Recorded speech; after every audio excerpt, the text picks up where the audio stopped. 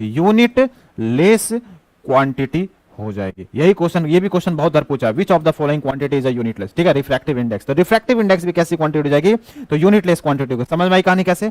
तो हमने देखा म्यू2 अपॉन v1 लिखा, इसको मैंने साइन आई बाई साइन आई लिखा, इसकी यूनिट होती है रेडियन और इसकी भी यूनिट होती है रेडियन, रेडियन रेडियन आपस में कट जाएंगे और हमारा आ जाएगा यूनिटलेस क्वांटिटी आ जाएगी किसकी, रिफ्रैक्टिव इंडेक्स की। रिफ्रैक्टिव इंडेक्स यहां पे हमारा, रिफ्रैक्टिव इंडेक्स क्या रिप्रेजेंट कर रहा है कि हमारा मीडियम कितना डेंस है। समझ में आ रही बात? हमारा रिफ्रैक्टिव इंडेक्स बेसिकली किस बात को रिप्रेजेंट कर रहा है कि हमारा मीडियम कितना डेंस है, ठीक है, सिंपल सी बात है। चलो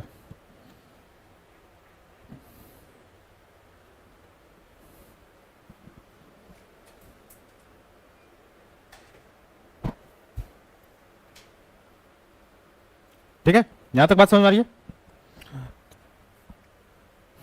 देखो mu one into sine i equal to mu two into sine i, ये वैल्यू भी कैसी है, ये वैल्यू भी कैसी है, ये भी कैसी है, कांस्टेंट ही है, ये वैल्यू भी क्या है, कांस्टेंट है।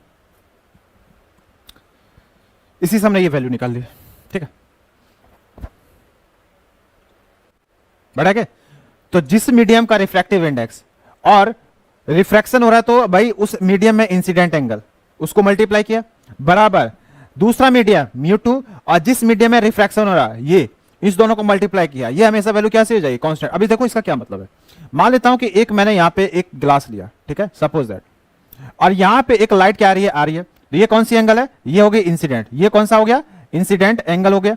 फिर लाइट क्या हो जाएगी, रिफ्रैक्ट होगी, रिफ्रैक्ट हुई, और ये कौन सा मीडियम है, ये मेरा एयर है और ये मेरा ग्लास है, सपोज दैट, ठीक है। अब यहां से लाइट आएगी, फिर यहां पे भी आएगी, तो इस मीडियम में देखो ये ग्लास है, फिर नीचे में क्या आ जाएगा, एयर होगा, तो फिर यहां पे रिफ्रैक्शन होगा, एक बार रिफ्रैक्शन यहां होगा, एक बार रिफ्रैक्शन यहां पे होगा। तो यहां पे भी मैंने एक क्या ले लिया, एक नॉर्मल ले लिया, यहां पे लाइट बेसिकली ऐसे रिफ्लेक्ट हो गई।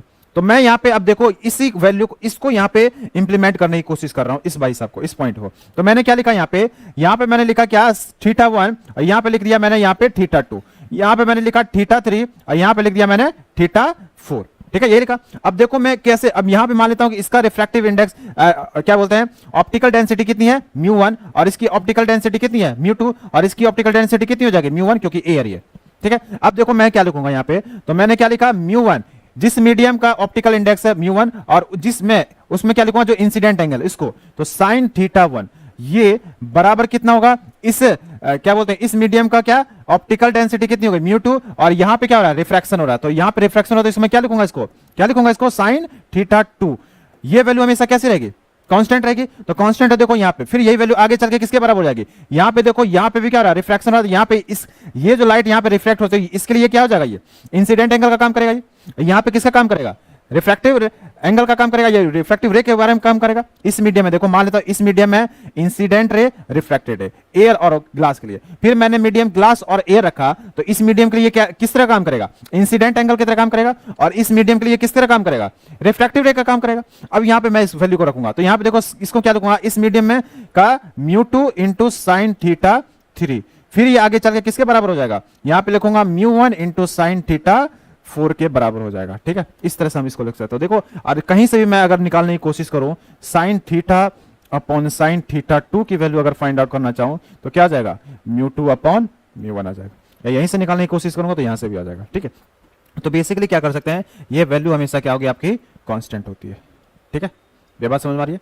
चलो अब देखो बेसिकली अब मैं एक म्यू की बात कर रहा हूं, ठीक है, इस तरह क्वेश्चन पूछा है। अगर देखो जो हमारा म्यू जो है, मैंने बोलूंगा कि जितना म्यू की वैल्यू जितनी ज्यादा होगी, स्पीड ऑफ लाइट क्या हो जाएगी, उतनी कम या ज्यादा, उतनी कम या ज्यादा, कम हो जाएगी। क्यों, क्यों म्यू की वैल्यू जितनी ज्यादा है मतलब कि मीडियम उतना डेंस है, डेंसिटी उतनी ज्यादा है। मुझे बताओ मीडियम जितना डेंस होगा, लाइट को पास करना उस मीडियम को थोड़ा सा मुश्किल हो जाएगा, क्योंकि लाइट जब भी, लाइट के लिए मीडियम क्या काम करता है, एक बैरियर का काम कर रहा है, उसको बाधक का काम करता है, उसको रोकने का काम करता है। एयर में पार्टिकल कम है तो भैया कम रोकेगा, वाटर में मॉलिक्यूल्स थोड़े ज्यादा क्लोज हैं तो ज्यादा रोकेगा, ग्लास है मतलब सॉलिड पार्टिकल मॉलिक्यूल्स और ज्यादा पास में है तो और ज्यादा रोकेगा। तो सबसे ज्यादा किसमें रोक रहा है, ग्लास में। तो सबसे कम स्पीड किसमें, ग्लास में। क्यों, सबसे ज्यादा डेंस वो है। उसके बाद सब उससे थोड़ी सी स्पीड किसमें मिलेगी आपको, वाटर में। क्यों, वाटर के मॉलिक्यूल्स की डेंसिटी ग्लास के कंपेयर में क्या थोड़ी सी कम है। और सबसे ज्यादा स्पीड किसमें होगी, आपकी एयर में। क्यों, क्योंकि एयर में पार्टिकल दूर दूर है, उसकी डेंसिटी और कम है। अब मान लेते हैं कि ऐसा मीडियम जिसमें कुछ है ही नहीं, जैसे कि वैक्यूम, कुछ नहीं है वहां पे, ना एयर वाटर कुछ नहीं है, तो वहां पे मुझे रोकने के लिए एयर को कोई है, कोई नहीं है, तो वहां पे कोई है ही नहीं, तो भैया वहां पे लाइट क्या हो जाएगी, मैक्सिमम स्पीड से जाएगी। तो डेंसिटी जितनी ज्यादा होगा, मीडियम का डेंस जितना ज्यादा होगा, वो एयर को मतलब लाइट को उतना ज्यादा रोकेगा। मतलब कि इसकी वैल्यू जितनी ज्यादा होगी, मतलब कि इसकी वैल्यू जितनी ज्यादा होगी, मतलब मीडियम उतना डेंस है, मीडियम की घनत्व उतनी ज्यादा है, तो घनत्व ज्यादा होगा तो मुझे बताओ ये बढ़ेगा तो स्पीड जो होगी लाइट की कम होगी कि नहीं होगी? बिल्कुल कम होगी। मतलब कि इस पे डायरेक्टली प्रोपोर्शनल है, इसकी कम होगी तो इसकी भैया बढ़ जाएगी। समझ में आई बात? तो यहां से एक फॉर्मूला देखो बनता है, क्या बनता है देखो, sine i by sine r. Sine i by sine r basically किसके बराबर होता है? Mu two upon mu one के बराबर। ठीक है, इसी को हमने क्या लिखते हैं? Refractive index of second medium with respect to first, यही लिखते हैं। अब यही वैल्यू देखो किसके बराबर, इसको मैं ऐसे लिखता नहीं हूं, इसको छोड़ देता हूं। ठीक है, लिखने का तरीका तो पता ही। अब ये वैल्यू मैं बताओ, स्पीड ऑफ वेलोसिटी किस में लिखूंगा? अब देखो फर्स्ट मीडियम अपॉन क्या हो जाएगा? Speed of light in second medium.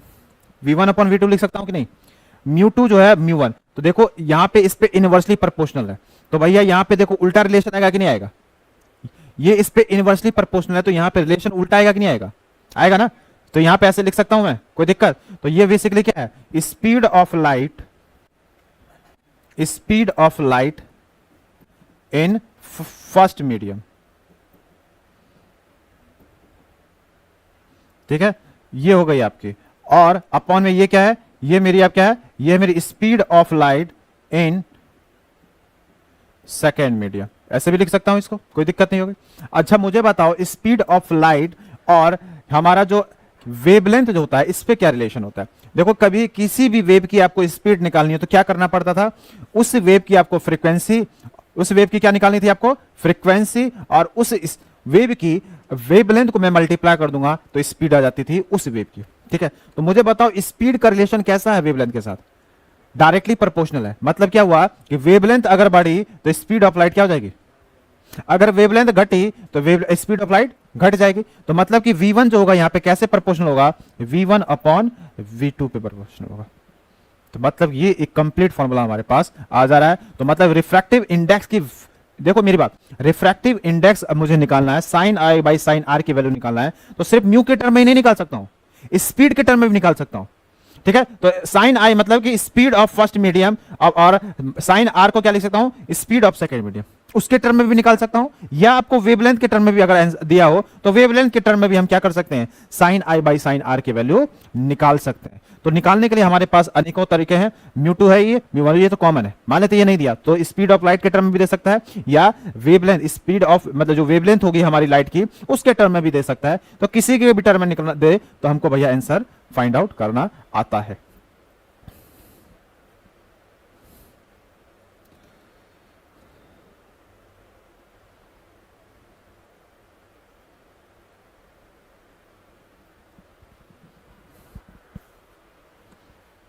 ठीक है, किसी भी टर्म में दे निकलना। ठीक है, ऐसा नहीं कि सिर्फ इसी टर्म में आपको sine i by sine r की वैल्यू देगी। स्पीड ऑफ लाइट के टर्म में भी दे सकता है और वेवलेंथ के टर्म में दे। ये क्या है? वेवलेंथ ऑफ लाइट, ठीक है, इन फर्स्ट मीडियम, और wavelength of light in second medium.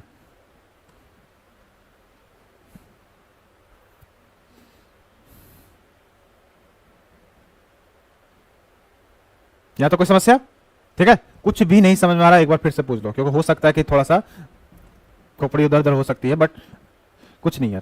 ठीक है, इन दोनों के बीच में उल्टा रिलेशन है। सिंपल सी बात है, जितना ज्यादा डेंस होगा उतनी स्पीड कम होगी, जितना डेंस कम होगा उतनी स्पीड ज्यादा होगी। वही मैंने लिख दिया। यहां पे म्यू टू है तो अब देखो mu two upon mu one, यहां पे मैं ऐसे बोल सकता हूं कि भैया यहां पे mu two upon mu one है, तो mu two upon mu one है तो इसको मैं v1 upon sorry v2 upon v1 लिख सकता हूं।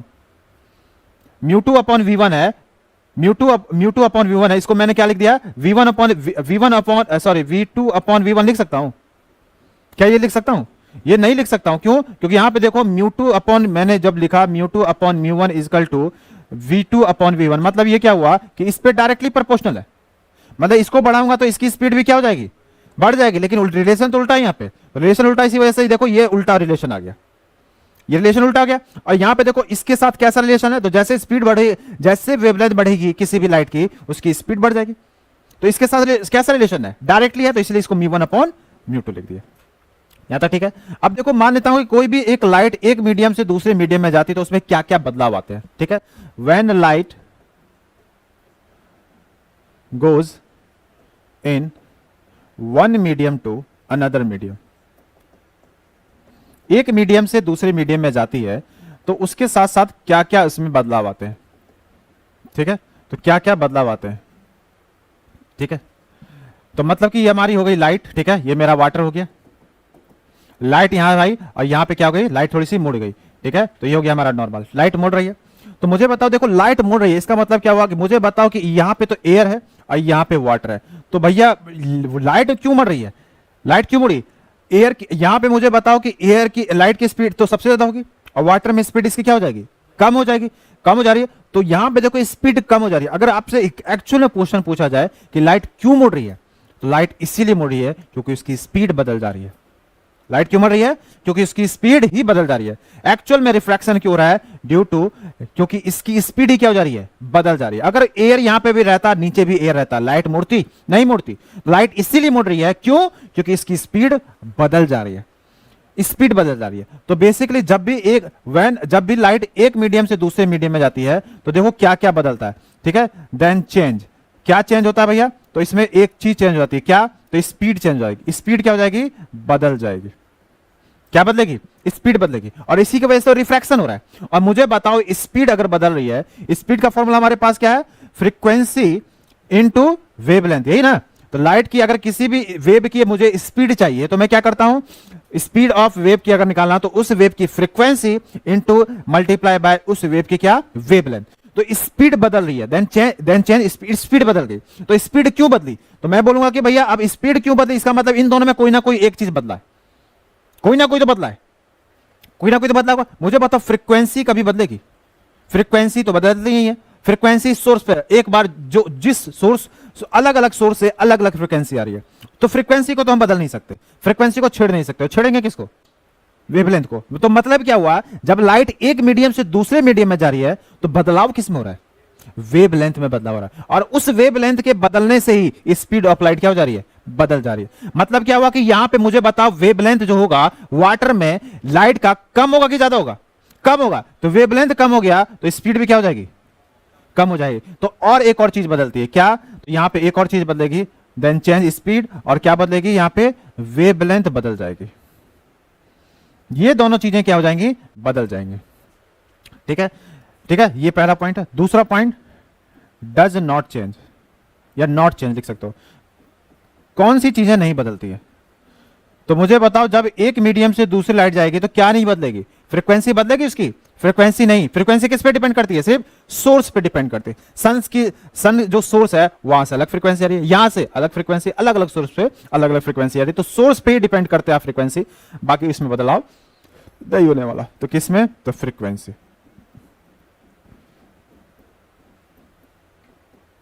और किस पे, कलर, कलर भी भैया बदलने वाला नहीं है। तो ऐसे किसी भी लाइट से आएगी तो कलर बदल जाएगा, कलर भी बदलने वाला नहीं है। तो दो चीजें जो होती हैं बदल जाती हैं, स्पीड बदल रही, स्पीड इसीलिए बदल रही क्योंकि वेवलेंथ बदल रहा है, सिंपल सी बात है। दो चीजें नहीं बदलेंगी, फ्रीक्वेंसी, फ्रीक्वेंसी किस पे, सोर्स पे डिपेंड करता है, ये नहीं बदलेगा, और कलर भी बदलने वाला नहीं है, ठीक है। चलो इसको लिख लो।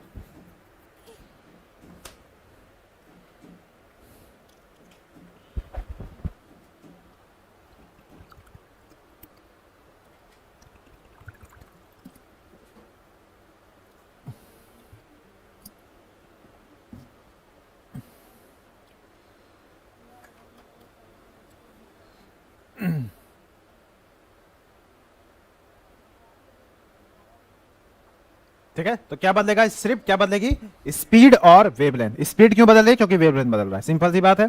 और कौन चीज नहीं बदलेगी, फ्रीक्वेंसी नहीं बदलेगी और कलर नहीं बदलेगी, ठीक है। और एक और क्वेश्चन पूछा जाता है, ठीक है, इसको लिख लिया बड़े।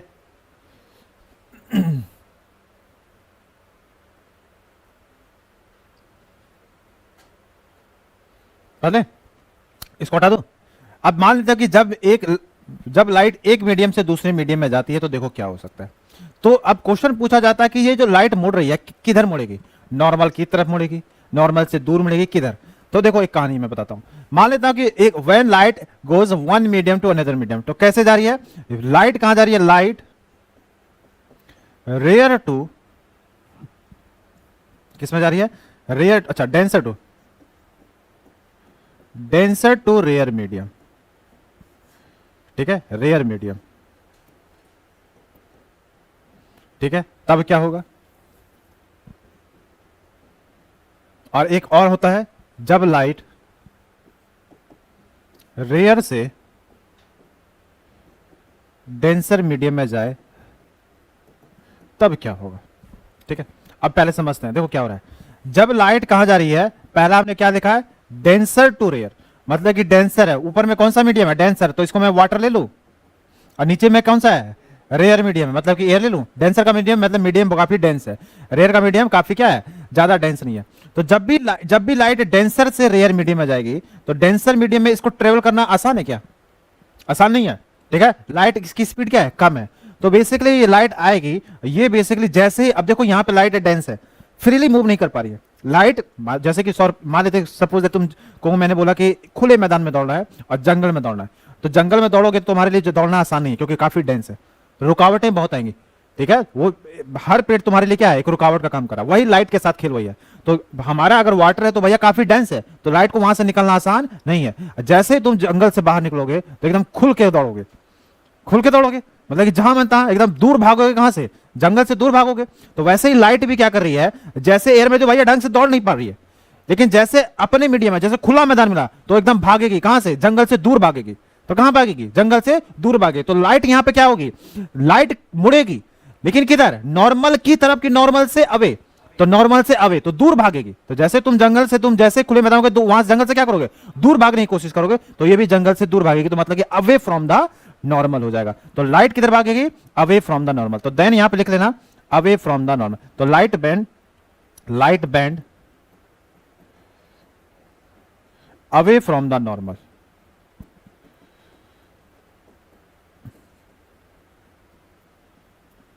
ठीक है, अब फिर वही उल्टा कर दूं, तुम खुले में दौड़ रहे थे, अब तुमको मैंने जंगल में डाल दिया कि जाओ तुम दौड़ो, तो तुम्हारे लिए दौड़ना क्या हो जाएगा, मुश्किल होगा। क्या तुम खुल के दौड़ पाओगे, नहीं दौड़ पाओगे। तो लाइट भी खुल के दौड़ नहीं पाएगी, तो वो क्या हो जाएगी, बैंड हो जाएगी। तो किधर हो जाएगी, किधर लाइट बैंड होगी, किधर, नॉर्मल की तरफ। तो यहां पे लिख लेना, यहां पे क्या हो जाएगा, light band toward the normal.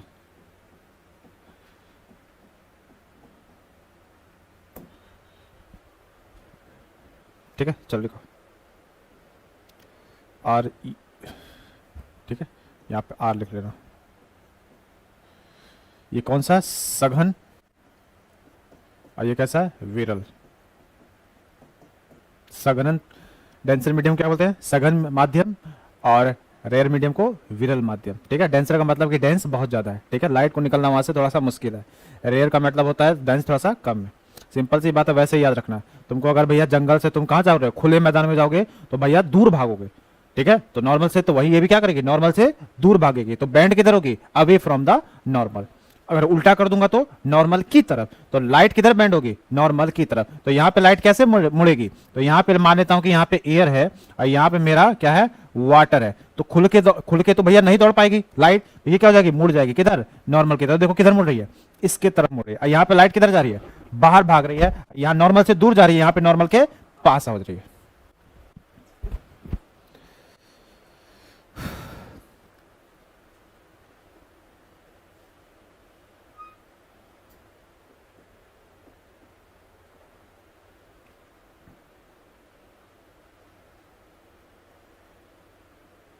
ठीक है, याद रहेगा ना।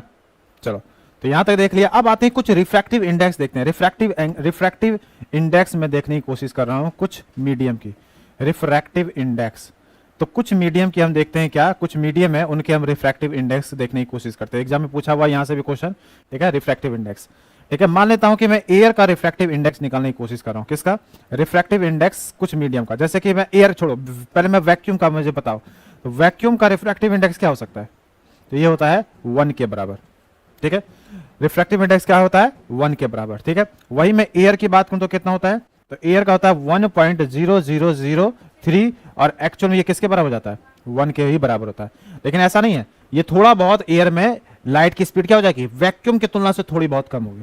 सबसे ज्यादा स्पीड कहां होगी, वैक्यूम में, क्योंकि कुछ भी डेंस वहां पे कुछ है ही नहीं, कोई रोकने वाला नहीं है। एयर में आए तो थोड़ा बहुत रुकेगी, तो कितना रुकेगी, तो यहाँ पे रिफ्रैक्टिव इंडेक्स है। तो ये भैया यहाँ पे रिफ्रैक्टिव इंडेक्स ज्यादा हो गया, तो मैंने तुमको बताया रिफ्रैक्टिव इंडेक्स जहां ज्यादा हो गया तो स्पीड और लाइट की क्या हो जाएगी, कम हो जाएगी। तो यहाँ पे स्पीड हो जाएगी कम। ठीक है, तो बस इसको लेकिन अप्रॉक्स हम 1 ही मान लेते हैं, ठीक है। वैक्यूम एयर, मान लें कि मैं वाटर की मैं निकालना चाहता हूं रिफ्रैक्टिव इंडेक्स, ठीक है, वाटर का रिफ्रैक्टिव इंडेक्स निकालना चाहता हूं, तो कैसे निकालूं? तो इसका बेसिकली कितना होता है, इसका होता है 4/3 that is equal to 1.33।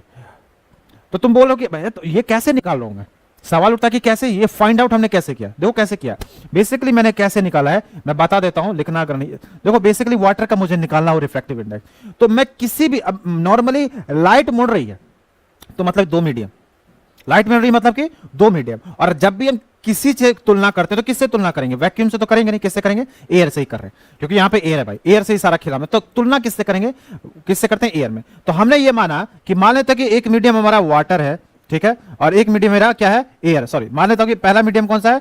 Air है, और दूसरा मीडियम मेरा कौन सा है? वाटर है, ठीक है। तो लाइट आ रही है कहां से? एयर से वाटर की तरफ, तो वाटर का रिफ्रैक्टिव इंडेक्स मुझे पता करना है, तो मैं क्या बोलूंगा, तो मान लेता हूं कि इसका रिफ्रैक्टिव इंडेक्स मैंने माना μ1 और इसका रिफ्रैक्टिव इंडेक्स माना μ2, ठीक है। रिफ्रैक्टिव इंडेक्स किसका निकालना है? वाटर का, तो मैंने भैया इसको लिख लिया μ2, और किसके तुलना में निकालना है? एयर की तुलना में निकालना है, तो मैंने लिख लिया इसको μ1, और इसी को हम क्या लिख देते हैं? μ21, मतलब refractive index of second with respect to first, with respect to what? Air. समझ में आई बात? अब ये मैं निकालना चाह रहा हूं, तो मुझे बताओ μ2 अपॉन μ1 है, तो μ2 बेसिकली क्या होता है? अगर मैं इसको अब यहां पे देखो हमने एक फॉर्मूला लिखा था, क्या मैं इसको ऐसे लिख सकता हूं? μ2 अपॉन μ1 है तो मतलब कि speed of second medium upon speed of first medium, ये लिख सकता हूं कि नहीं? μ2 का मतलब क्या था? Speed of light in first medium, μ1 का मतलब speed of light in second medium, यही लिख सकता हूं कि नहीं यहाँ पे? तो यहाँ पे भी लिख सकता हूं, तो मैंने भैया यही कर दिया, तो यहाँ पे मैंने लिख दिया क्या? स्पीड ऑफ, तो मैंने लिखूंगा क्या?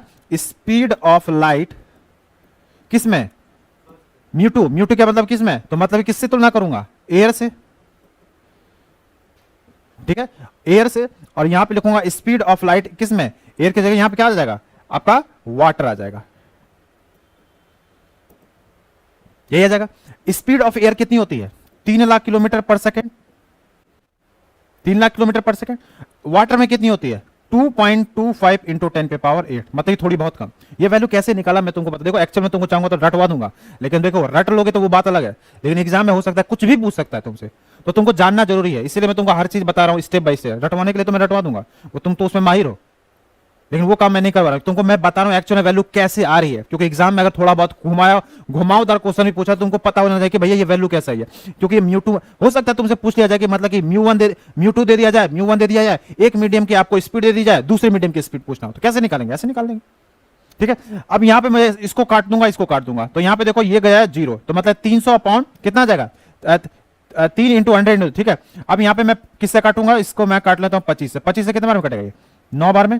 अब 25 से ये कितने बार में कटेगा? 4 बार में, ठीक है। 3 से ये कटेगा 3 बार में, तो वैल्यू कितनी आ गई? 4/3। वैल्यू कितनी आ गई? यूनिट है इसके पास? यूनिट तय नहीं, तो बस 1.33, अभी आपने लिखा था इसका वैल्यू 1.33 आ गया। वाटर का कितना आ जाता है? तो बेसिकली वाटर का रिफ्रैक्टिव इंडेक्स आ गया 1.33। अगर मैं वही ग्लास का निकालना चाहूं, ठीक है, तो ग्लास का निकालना चाहूं तो ग्लास को कैसे निकालूंगा? तो वही बात है μ2 इंटू μ1, तो यहां पे μ2 क्या आ जाएगा? यहां पे वाटर की जगह मैं क्या ले लूंगा? ग्लास लूंगा। तुलना में किससे करूंगा? वाटर से, सॉरी एयर से कर रहा हूं हमेशा, तो यहां पे मैंने μ2 ले लिया, तो यहां पे μ2 अपॉन v1, मतलब कि यहां पे क्या लिखूंगा?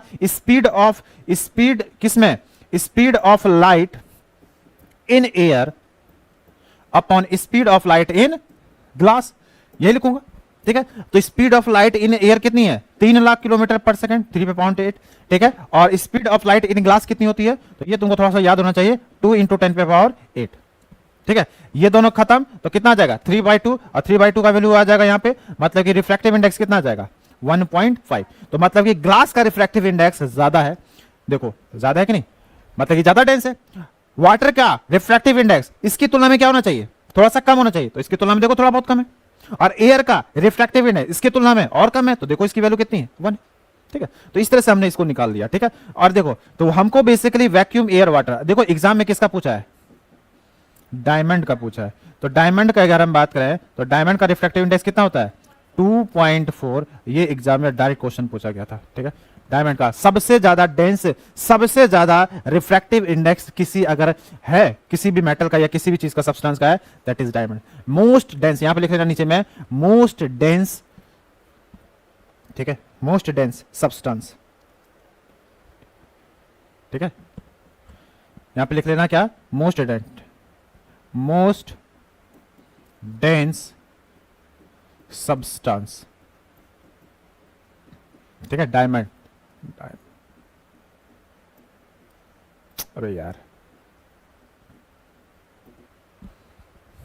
मोस्ट डेंस एलिमेंट कौन, सब्सटेंस कौन सा है, तो डायमंड ही है, ठीक है। दुनिया का सबसे हार्ड मेटल कौन सा है, डायमंड ही है।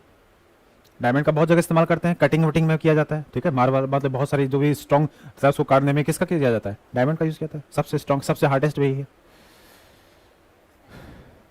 एक्सपेंसिव भी है, ज्यादा एक्सपेंसिव नहीं है कि नहीं। मुझे लगा था बहुत महंगा होगा, लेकिन पता किया बाद में कि नहीं, उतना महंगा भी नहीं है, ठीक है ना। टाटा की कंपनी है, कौन सी, कैंटा ऐसे कुछ करके नाम है, कैंटा करके ऐसा कुछ करके नाम है। वहां पे मैं गया था एक बार रिंग विंग देखने के लिए, तो देखा तो भाई सस्ते ही दे रहा था। तो बोले कि भाई डायमंड इतना सस्ता कैसे आ गया, बोला कि है, तो हम बोले हमको लगा कि भाई बहुत महंगा होगा।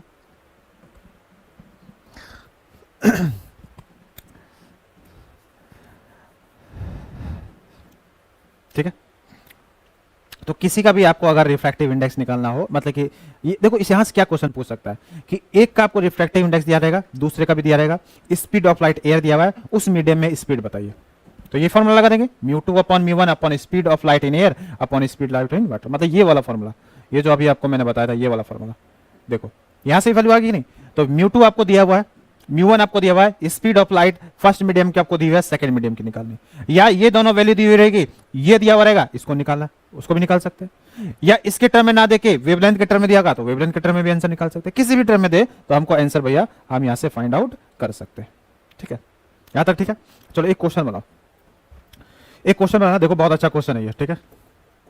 मैं बोल रहा हूं कि मान लेता हूं कि refractive index of water with respect to air, अभी हमने कितना निकाला था, refractive index of water with respect to air कितना निकाला, तो ये निकाला हमने कितना 3/2 है, ये आपको दिया हुआ है, ठीक है, ये भी आपको दिया हुआ है। And refractive index of glass with respect to air, ये भी आपको दिया हुआ है, ये कितना था हमारा, ये कितना था हमारा 4/3 था, यही था ना, ठीक है। आपको फाइंड करना है क्या, फाइंड द वैल्यू ऑफ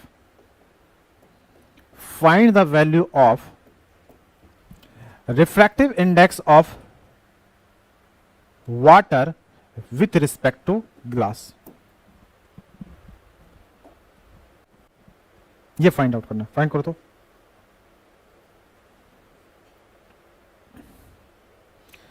सबसे बड़ा टॉपिक लाइट ही है, लेकिन क्वेश्चन में यहीं से ज्यादा पूछता है, कैसे फाइंड आउट करें, ठीक है। रिफ्रैक्टिव इंडेक्स ऑफ वाटर दिया हुआ विथ रिस्पेक्ट टू ग्लास, दूसरा दिया हुआ है refractive index of glass with respect to air, refractive index of water with respect to air, यहां पे निकालना है refractive index of water with respect to glass. अब कैसे भी करके ऊपर में तुमको, अब इसका मतलब क्या हुआ, इसका मतलब ये हुआ तुमसे क्या पूछने की कोशिश कर रहा है, refractive index of glass with water with respect to glass, तो कैसे भी करके भैया ऊपर में हमको ये चाहिए, अब कैसे भी करके हमको नीचे में ये चाहिए। अब इन दोनों के साथ कौन सा खेल खेलें, इन दोनों के साथ कौन सा ऐसा खेल खेलें कि हमको भैया वाटर ऊपर मिलना चाहिए और रिफ्रैक्टिव इंडेक्स ग्लास नीचे मिलना चाहिए, कुछ ना कुछ तो इसमें करना पड़ेगा, और क्या करें वही तुमको दिमाग लगाना है।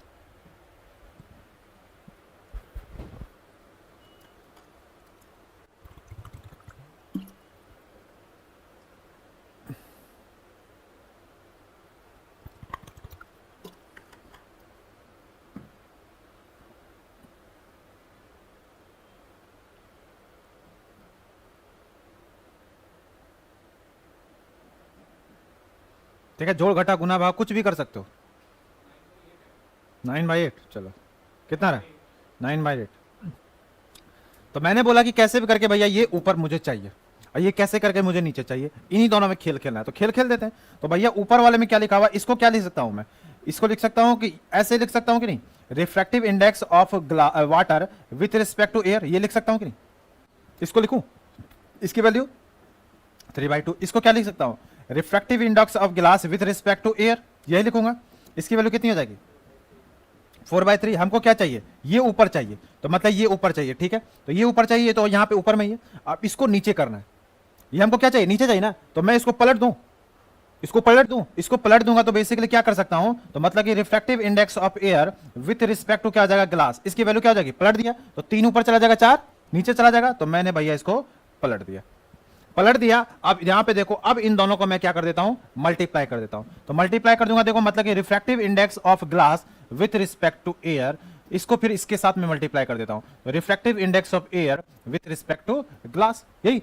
इसको मैं इससे काट दूंगा तो क्या बच जाएगा, refractive index of water with respect to refractive index of glass. तो इन दोनों को मैंने मल्टीप्लाई किया, तो इसकी वैल्यू कितनी थी, इसकी वैल्यू कितनी थी, 3/2 थी, और इसकी वैल्यू कितनी थी, 3/4 थी, 3/4 थी। तो आंसर कितना आ जाएगा, 9/8 आ जाएगा। सिंपल सा था। इस तरह के क्वेश्चन एग्जाम में पूछता है, ठीक है। तो थोड़ा सा ध्यान देना, ये इससे भी क्वेश्चन पूछे जाते हैं। कुछ भी पूछे आसान है, कुछ नहीं करना, इसी में खेल खेलना है, मल्टीप्लाई करके कैसे भी करके काट कूट करके हमको वैल्यू लाना है।